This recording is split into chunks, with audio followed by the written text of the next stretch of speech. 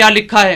क्या लिखा है? इसमें लिखा है पुलिस ने रामलाल सहित उसकी 4 बीवियों को गिरफ्तार किया। हिंदू के घर में 4 बीवी? मैं नहीं मानता। आगे तो सुन लो। पुलिस ने जब पूछताछ की तो उसका नाम हसमुद्दीन निकला। अरे बादल भाई हैं क्या घर में? जी हाँ, आ जाओ। आइए जफर मियाँ, बैठिए। अरे ये आपका कान कैसे जला? मियाँ कल जब मैं अपने कपड़े प्रेस कर रहा था तभी मेरी साली का फोन आ गया। हड़बड़ाहट में मैंने कान से प्रेस लगा ली। ये तो आपके एक कान की बात हुई मियाँ, दूसरा कैसे जला? दूसरा डॉक्टर को फोन करने के चक्कर में जल गया। अब्बा, ये वही हैं कौन? जिनकी आप थोड़ी देर पहले तारीफ कर रहे थे। तारीफ? हाँ, आप थोड़ी देर पहले कहना रहे थे कि एक आदमी का एक ही मुंह है और वो उसी मनुष्य शक्ल को लिए हुए फिरे चारों तरफ। अबे मैं कब कह रहा था? एक सीधे साधे आदमी को रावण कहलवाने पर क्यों मजबूर कर रहा है तू? आप एक बात और नहीं कह रहे थे? कौन सी? आप ये नहीं कह रहे थे कि अगर वो घर आ गया तो मारूंगा?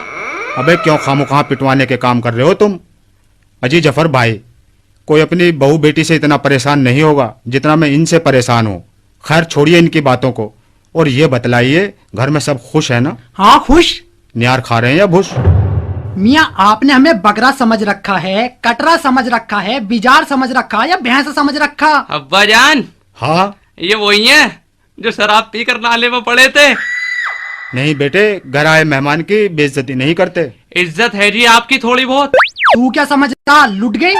थोड़ी बहुत नहीं, इतनी सारी इज्जत है हमारी, इतनी सारी। चाचा जान, इज्जत की लूटपाट बहुत होती है आजकल। बेटे इज्जत का बहुत ख्याल रखते हैं हम, चाहे स्टील की पजमियां बनवानी पड़े। अच्छा? हाँ बेटे, इतनी इज्जत वाले हैं हम कि हमारे घर की बहू बेटियां खिड़की दरवाजों पर भी नहीं खड़ी हो सकती। घरों को मैं से झांक लेती होंगी। क्या? अजी लानत है ऐसी खिड़कियों पे। आपको खिड़कियां लगवानी नहीं चाहिए थी। खिड़कियां वही अच्छी लगती हैं जिन पर लड़कियां खड़ी हों। ऐसी गलियों से गुजरने को भी दिल करता है। अच्छा?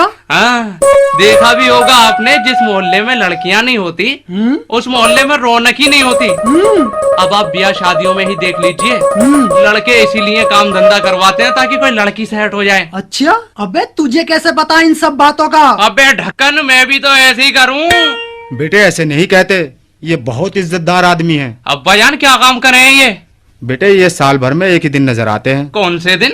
ईद वाले दिन। अब्बा जान समझ गया, मैं समझ गया। अबे बताने से पहले ही समझ गया। और क्या, ये ईद वाले दिन ना ईदगाह के बाहर बैठकर बड़ी प्यारी आवाज लगाते हैं। कैसी आवाज लगाते हैं बेटा? अल्लाह के नाम पे दे दो, अल्लाह के नाम पे दे दो। अबे एक बात तो बता, तू किस दिन पैदा हुआ? मैं तो बुधवार को पैदा हुआ। अब आप बताइए, आप कब पैदा हुए? मैं तो इतवार के दिन पैदा हुआ था। वह क्यों झूठ बोल रहे हो? इतवार के दिन की तो छुट्टी रहती है।